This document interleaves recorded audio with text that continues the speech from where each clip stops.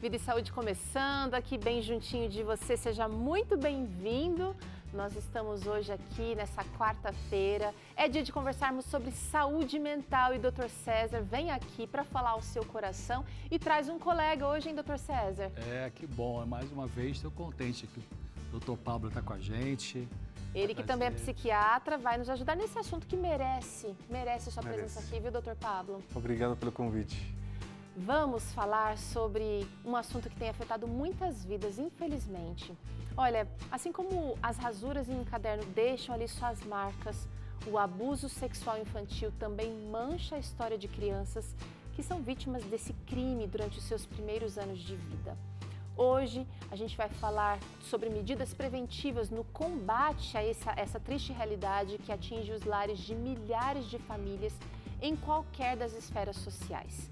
E a gente está recebendo aqui o Dr. Pablo Canales, que é psiquiatra, ele é pós-graduado em Medicina da Família e Comunidade, e ainda o Dr. César, que já é seu conhecido aqui também, que é psiquiatra, apresentador do Claramente aqui todas as quartas-feiras e traz aqui também esse assunto do Claramente às sextas-feiras aqui. E olha, eles vão responder dúvidas que você nos mandar. Então, hoje é dia de você aproveitar, abrir o seu coração, trazer aqui a sua dor, a sua angústia, trazer aqui a sua história, trazer como você tem lidado com questões mentais, mas hoje dentro desse assunto do combate ao abuso sexual infantil. Combinado? Daqui a pouquinho eu te dou os canais aqui para você falar com a gente, mas agora eu quero compartilhar um verso para nossa reflexão. Esse verso que está aqui, olha, no devocional diário do próximo ano, Descobertas da Fé, que foi escrito pelo Dr. Rodrigo Silva.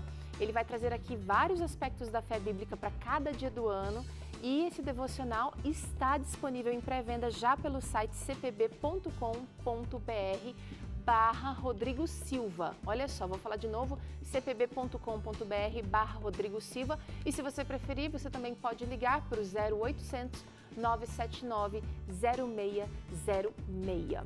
O texto de hoje, já estou em 2025, hein, gente, ó. Mas vale a pena. João 14:27 diz assim: deixo com vocês a paz, a minha paz lhes dou. Não lhes dou a paz como o mundo a dá. Que o coração de vocês não fique angustiado nem com medo. Tudo a ver com o assunto que a gente vai tratar hoje, não é mesmo, gente? E é interessante que você sabe que a vida é um fenômeno e a vida é uma pessoa, Jesus. A paz é um fenômeno e a paz é uma pessoa, que é Jesus, né? Essa autora que eu gosto, Ellen White, ela fala que quando ele fala que vai dar a paz, é ele mesmo que vem e se dá. E é interessante que existem situações e marcas como as que a gente vai comentar hoje aqui, que parece que são irreversíveis. E aí vem esse texto, a palavra de Deus, que é a única capaz de preencher o vazio da nossa alma, trazendo aqui que é possível encontrar uma paz que nada nesse mundo vai nos dar. Isso é tudo, gente. Isso é tudo. Vale a pena confiar na palavra de Deus. Vida e Saúde vai ali e voltamos em 30 segundos para tratarmos desse assunto junto de você. Então não sai daí não que a gente volta já.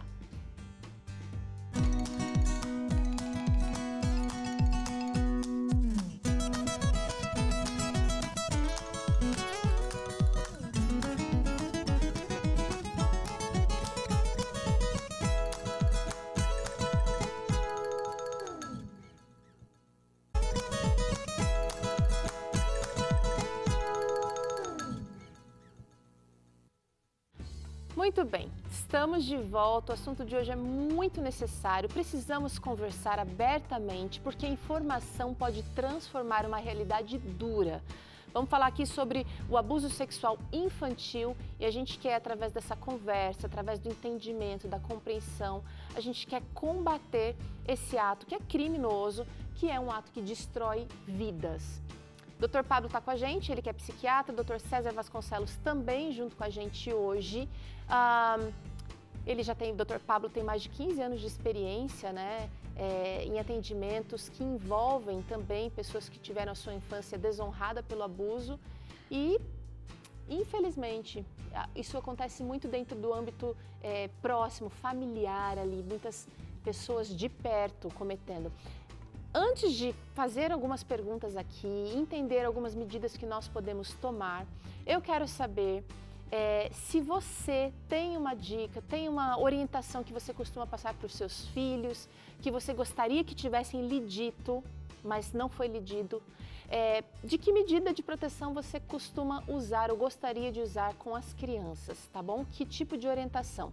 Pode compartilhar com a gente a sua resposta através do WhatsApp 12 98266 0004. O QR Code aqui, ó, também te leva para o nosso contato. Então, ao longo desse programa, você vai poder aqui, lembrou de alguma coisa? Quer compartilhar com a gente? Manda aqui e, na medida do possível, a gente traz a sua participação, a sua pergunta aqui, tá bom? Vamos lá. Vamos tentar entender, acho que primeiro de tudo, gente, quais são os maiores desafios enfrentados no combate a esse abuso infantil, esse abuso tão devastador? Eu acho que o maior desafio é que a gente não sabe o que realmente acontece na quantidade que realmente acontece. E como é uma coisa, como você falou, que muitas vezes os próximos são os que fazem, demora muito tempo em ser visto, ser anunciado, ser levado a sério e ser informado o que está acontecendo. Como é um avô, um tio, às vezes uma tia, uma avó também que pode, porque tem mulheres que estão sendo também abusadoras. É muito mais frequente o sexo masculino fazer isso. Aí fica uma questão familiar complexa. Então, leva muito tempo a pessoa realmente conseguir levar isso para fora. Está acontecendo comigo, e a família entender isso e informar isso. Não só o desabafo, não só abrir a questão, mas também tomar providências, porque às vezes esse abuso acontece por anos. A produção trouxe aqui uma nota que diz que aponta que de cada 100 casos, apenas 7 são denunciados. Isso é um número muito, muito ínfimo, não é perto de tanta maldade. A gente vai falar sobre isso mais tarde, mas realmente a dificuldade da denúncia é também, como o doutor Pablo falou, que a coisa fica evidente. E, além disso, tem outro fator complicador, famílias que têm abuso de substância, né, alcoolismo, dependência de outras drogas, que é uma das causas que leva o indivíduo a ser um abusador, né, perde o controle das emoções. E, em alguns casos também, a mãe, a mulher que tem um filho que está sendo, ou filha sendo abusado por um parente, que geralmente é uma pessoa próxima, né, ela pode ter uma insegurança e ela pode não defender essa criança, medo da violência do marido, medo de perder aquele afeto, medo de ficar sozinha. A gente vai voltar a falar sobre isso. Então, são desafios, né? Eu acho que a gente pode começar também a tentar entender quais os sinais que indicam que uma criança está em sofrimento, porque aí a gente não está só falando de alguém que está convivendo ali. Um professor pode perceber, um vizinho pode perceber, as pessoas do convívio também podem notar. Então, a gente vai trazer uns sinais bem pontuais aqui. Primeiro sinal que eu gostaria de ouvir o comentário dos senhores é uma mudança de comportamento e principalmente do humor, vai começar a se destacar nessa criança. Isso é muito nítido nas crianças e é mais nítido nos adolescentes.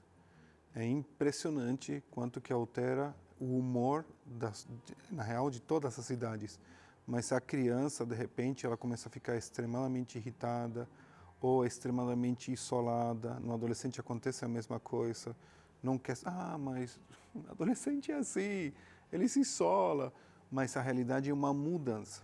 Tá. É um adolescente que não estava sendo desse jeito e que de repente de um dia para o outro muda. Peraí, o que aconteceu? Por que você está o tempo todo agora no teu quarto se antes você saía constantemente conversar com a gente? Você amava ficar aqui na sala, na cozinha comigo me ajudando, de repente você não quer saber. O humor depressivo, a tristeza, a irritabilidade, são notórias. É impressionante o cerebrinho da criança, do adolescente, ele muda muito rápido. Fica ansiosa, fica com medo, né? Muitas vezes a criança fica com medo de voltar para casa, por exemplo. Então, são sintomas, né? Ansiedade, medo, irritação, isolamento. Estava conversando com uma professora justamente com esse assunto do medo da criança, que a criança não perguntava sempre, já é hora de terminar? O que vai acontecer? E a professora ficou de olho porque constantemente está acontecendo isso. Preocupado com o horário da ida da saída para casa. O tio procurava ela. e o tio abusava cada vez que buscava na escola. Então a criança surtava com isso, ficava muito estressada, muito ansiosa no momento de ter que ir para casa, porque sabia que alguém ia mexer com ela quando voltasse para casa. E às vezes, 30 anos depois, atendi paciente assim, que dizia assim no consultório, eu não sei porque que eu todo fim de tarde eu me sinto uma angústia, um aperto no peito, a pessoa desconectou. Em alguns casos tem a ver com isso, que foi uma criança abusada lá 30 anos antes, justamente quando chegava em casa e tinha algum tipo de abuso, ou no traslado da escola para casa, enfim, né, algum abusador ali. Então a pessoa enterra na consciência essa dor e aparecem sintomas depois, que é angústia, aflição. Nós vamos trazer aqui outros sinais que importam, tá? Olha, de repente essa criança vai estar sentindo insegurança, vai estar insegura e vai buscar o isolamento, ela não quer convívio, porque na verdade existe também uma ameaça, a gente vai falar sobre esse assunto aqui, né? Uma ameaça e ao mesmo tempo essa criança se sente deslocada, né? Ela fica confusa, né? A criança pequena, toda criança, ela nunca é a vítima de qualquer tipo de abuso. Então a criança tem aquela inocência maravilhosa, né? A docilidade, enfim. Então ela fica muito confusa. Isso é outro sintoma, né? Preocupar. E o que está acontecendo? Ela não sabe o que está acontecendo, né? Tá. E essa questão da culpa é muito frequente. O abusador sempre coloca a culpa na vítima. E é impressionante quanto que a vítima se sente culpada por aquilo. E muitas vezes isso é muito triste, até os familiares, mas você fez alguma coisa. Com certeza você fez, porque o tio nunca faria isso com você. Então tem esse problema da família também cobrindo, o que deixa a pessoa mais isolada. Então não vou falar. Ninguém acredita em mim. Então a criança, o adolescente se isolam de uma maneira importante, justamente por essa insegurança que a família às vezes traz. Ou ela mesma faz esse preconceito, eu acho que vai acontecer tal coisa, e então melhor nem falar. Ela mesma se bloqueia antes de realmente ir e conversar com os pais. E aí os pais ficam tristes porque não sabem o que está acontecendo, e quando sabem, alguns pais falam, como você não me falou antes? Então esse preconceito, não, mas com certeza a minha mãe não vai querer fazer nada com meu avô. Faz que a pessoa se isole. Dureza, olha, a gente está trazendo aqui sinais super importantes que você precisa estar atento aí. E vão aparecer sinais visíveis também, olha, lesões e hematomas inexplicáveis. A criança não caiu, ela não sofreu nenhum tipo de trauma físico ali que se saiba, mas ela começa a aparecer com lesões. Começa a aparecer e muitas vezes, quando tem, não a questão, saindo um pouquinho da violência sexual, do abuso sexual para o abuso físico, né? É muito comum em emergência, em pronto-socorro, então o pai, a mãe, o tio leva a criança que foi espancada, por exemplo, né? Para o atendimento e chega lá, conta 1000 histórias. Não, caiu da escada, ou tropeçou lá no parquinho e caiu do balanço e tal. Então, disfarça. Uma das coisas que acontece de tipo de lesão quando há abuso sexual é machucados na região genital, né? Então, aí o pediatra vai avaliar direitinho, mas são lesões inexplicáveis. Tem a ver com um dos sinais aqui, olha, infecções sexualmente transmissíveis também é um dos sinais que aparecem. E aí, nem sempre essas infecções são compreendidas pela criança, pela vítima, não é? E às vezes omitidas, infelizmente. Mas também existe um tipo de abuso sexual onde não tem marca genital nenhuma. E esse é o mais perigoso, porque é a pessoa que continua tendo esse abuso sexual, que muitas vezes é se apresentar sem roupa na frente de uma criança, ou tirar a roupa da criança, mas sem encostar, sem nenhum tipo de contato sexual, mas sim de toques que nunca vão ser detectados. E isso é muito perigoso, porque aí a criança não tem como se defender, mas mãe... E nem provar, né, doutor? Isso, não tem nada, como pode? Eu duvido, então, que você realmente aconteceu isso, está na tua imaginação, você sonhou, e a criança fica muito mais restringida na sua fala, né? Olha, vamos trazer mais alguns sinais aqui que podem identificar o abuso sexual infantil. a fuga de casa e também a evasão escolar podem acontecer. Um tipo de isolamento aí novamente, né? A gente está vendo outros tipos de isolamento. Voltamos ao exemplo da criança, né? Que estava desesperada pelo horário de ir para casa. Então, quando começa a ter isso, essa evasão é muito frequente. É muito frequente. Ou não querer ir para a casa dos avós. Só vamos para a casa dos avós nesse final de semana. E faz um escândalo, porque sabe que vai chegar e o avô vai mexer com ela. Ou com ele, porque a gente está tendo muito abuso também de meninos. Então, são coisas que as férias, por que você nunca quer ir na casa dos tios? O que está acontecendo? E a criança não quer falar. E não somente homens são abusadores, né? Eu recentemente fiquei sabendo de mulheres também que podem ser abusadoras. E é uma questão que a gente precisa comentar. O Vida e Saúde está aqui falando de assunto que é difícil, é chato, mas é preciso. A gente precisa dessa informação que vai gerar, olha, atenção, que vai gerar cuidado, que vai gerar aí transformação. A gente quer que menos pessoas, cada vez menos, sofram. Mas ainda tem um último sinal que eu queria comentar, que o doutor Pablo falou aqui, que o cérebro da criança muda e o medo de pessoas e situações que antes eram comuns, corriqueiras ali, começa a surgir. Então, uma pessoa mais desatenta, doutor Pablo, vai achar que essa criança está querendo ir para casa logo, quando, na verdade, a mensagem que ela tá transmitindo sem dizer nada eu estou com pavor de ir para casa. E muitos casos quando há abuso físico ou sexual em jovens, né, na fase da adolescência, que fogem de casa, uma boa parte dos jovens que fogem de casa, a gente vê lá, até tem umas propagandas de crianças desaparecidas ou jovens desaparecidos, muitos casos são, a causa é a violência em casa e a pessoa acaba abandonando, né? Então a gente tem que falar sobre isso, sim, porque falar sobre esse assunto alerta os pais, né? E também é uma forma de detectar esse abusador para que esse abusador seja colocado num tratamento que precisa se tratar. Agora é o seguinte, vamos tentar entender como é que as crianças entendem o que está acontecendo com elas no momento em que estão sendo abusadas, porque se um pai e uma mãe não falam sobre esse assunto, se um cuidador não comenta sobre isso, ela vai receber dessa pessoa, supostamente que seria do círculo de convivência, do círculo confiável ali da família, outro tipo de informação. Ninguém vai acreditar em você, isso aqui é normal, é natural, é bom, é bonito. Então, na cabeça dela, ela pode estar, mais uma vez, super confusa e precisando de uma... Mas vamos entender o que se passa na cabeça de uma criança.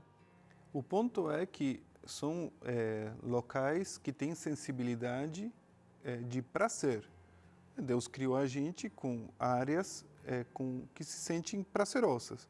Então, quando essa pessoa que vem com maldade fala, não, mas isso aqui você vai gostar. A criança, no momento, se entende alterada, como assim? Se ela não entende o cuidado das partes íntimas, mas depois ela sente o prazer de manipular essas áreas. Tanto que a gente vê isso muito nas crianças, brincando elas mesmas, tá? Dos 3 a 6 anos, querendo investigar, querendo saber, querendo investigar essa parte, porque é uma sensação diferente. Então, eu sempre recomendo, você vai falar, olha, essa parte vai fazer cosquinha, mas não é para você mexer, não é para você deixar outra pessoa mexer, porque são coisas que não é para a tua idade, não é para que você tem que fazer agora. Senão a criança começa, não, calma aí, isso aqui é legal, por que eu não posso mexer? Então, não entender o contexto real do que está acontecendo leva a criança a se confundir. E depois, quando entende, que às vezes passam anos, aí vem o trauma, fala, o que aconteceu comigo? Olha o que aconteceu comigo. Isso é muito complexo. Então tem que ter essa explicação, esse sentar e explicar. É uma coisa super pouco falada, né, doutor? As pessoas não falam muito dessa questão do prazer, porque é uma ferida muito forte, muito grande. Mas é possível, só que também a criança pode se sentir invadida. Com certeza. Porque embora Deus tenha nos feito tenha feito com essa finalidade, é para ser feito com a pessoa certa, no momento certo, com o mindset certo também, né? A pessoa está com Maturidade. Maturidade, e o que não acontece com uma criança. E o que leva a criança vítima de abuso sexual a ficar confusa, por exemplo, é que em muitos casos quem está praticando o abuso, o adulto que está descontrolado e, portanto, sempre é o adulto descontrolado e que está praticando o abuso, em muitos casos ele usa uma sedução, ele usa o carinho, ele usa o aconchego, ele usa uma forma afetiva de se aproximar para poder abusar daquela criança. A criança fica realmente confusa por conta disso. Outros casos tem coerção, tem violência, tem ameaças, mas muitos casos não tem. Então a criança fica, o que está acontecendo, né? O pai, o avô, o tio, o irmão mais velho, né? Está sendo carinhoso, então é uma confusão. Agora, em alguns contextos também, a gente percebe que, infelizmente, é uma prática que acontece... tradicionalmente, eu vou usar essa palavra, né? Mas é uma prática de pai para filho. Existe, a gente está falando aqui para o Brasil inteiro. Em algumas regiões existe, assim, uma cultura de que pai é avô, não é? E a gente tem que falar sobre isso aqui. Não é certo, não é legal. E a gente vai trazer aqui essa história do Quebrando o Silêncio, dessa campanha do combate, não é? A violência sexual infantil, porque precisamos falar para todos. Agora, vou mudar aqui um pouquinho o foco da nossa conversa. Talvez você aí tenha sofrido abusos na sua infância e hoje você esteja enfrentando traumas, algum transtorno emocional por conta disso também, né? E eu queria dizer que você não está sozinho. Deus está bem aí pertinho de você, pertinho, está do seu lado e deseja restaurar a sua vida. Você precisa e pode descobrir o plano dele para você e a revista Esperança Sentimentos vai trazer aqui com a doutora Rosana Alves, a autora desse material, ela escreveu um capítulo dedicado a esse tema para mostrar como você pode enfrentar as dores e os traumas do abuso. Muito legal esse material, eu já li, tem outros assuntos além desse aqui, né, a violência, os traumas, vai trazer aqui, mas tem outros assuntos interessantes aqui e você recebe essa revista aí na sua casa gratuitamente. É só ligar para cá no 0 Operadora 12 21 27 31 21. Vou repetir, tá? 0 Operadora 12 21 27 31 21. Pelo WhatsApp também dá para pedir, gente. É só mandar aqui um oizinho, fala: oi, quero a revista Sentimentos, que a gente vai mandar para você no 12 982 44 44 49, tá bom? Deus nunca se esquece dos seus filhos. Permita que Ele restaure a sua vida também. Precisamos fazer um intervalo. Foi rápido, né? Esse bloco passou demais. Na volta, a gente quer falar um pouquinho sobre algumas formas de proteção na infância. Também queremos trazer aqui como algumas maneiras para lidar com o sofrimento e os traumas. E o Dr. César e o Dr. Pablo vão ainda durante esse programa responder algumas dúvidas ou perguntas que vocês nos mandarem. Então, aproveite o intervalo para já mandar aqui a sua questão que a gente quer trazer para os nossos queridos doutores responderem, tá bom? Até já!